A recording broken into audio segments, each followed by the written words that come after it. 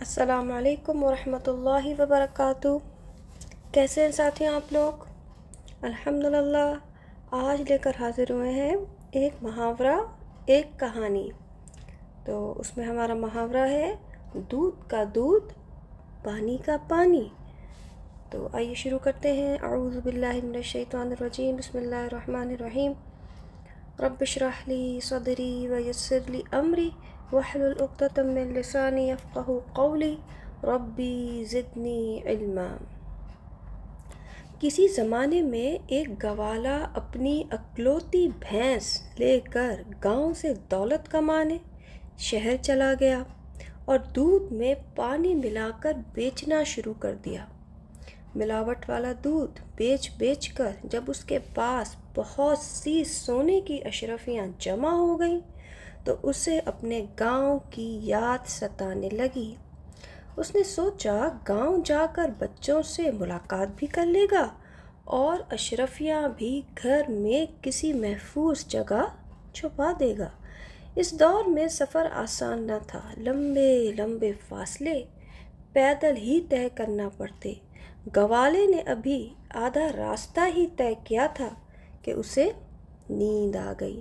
پاس ہی ایک ندی بہہ رہی تھی۔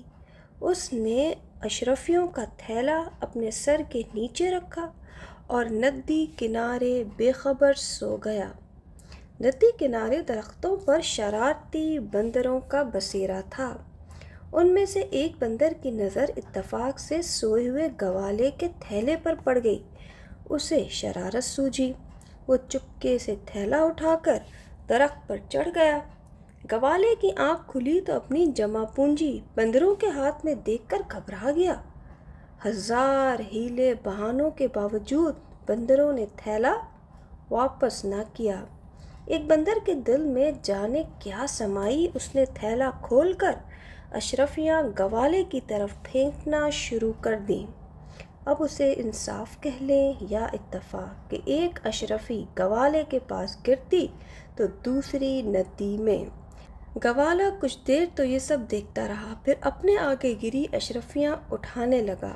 پاس ہی کچھ لوگ کھڑے یہ سب ماجرا دیکھ رہے تھے جو گوالے کی ملاوٹ کی عادت سے اچھی طرح واقف تھے۔ ان میں سے ایک نے کہا، دودھ کا دودھ ہو گیا اور پانی کا پانی، یعنی دودھ کے پیسے تمہیں مل گئے اور پانی کے پیسے پانی کو۔ یہ کہاوت اس وقت بولی جاتی ہے جب سچ اور جھوٹ کا فرق معلوم ہو جائے اور دونوں واضح ہو کر الگ الگ ہو جائیں۔ جی ساتھ الحمدللہ انشاءاللہ اگلے آنے والے نئے محاورے تک کے لیے مجھے اجازت دیجیے۔ اپنا خیال رکھیے گا۔ سبحانک اللہم و بحمدک، اشہد ان لا الہ الا انت، استغفرک و اتوب الیک۔ السلام علیکم ورحمۃ اللہ وبرکاتہ۔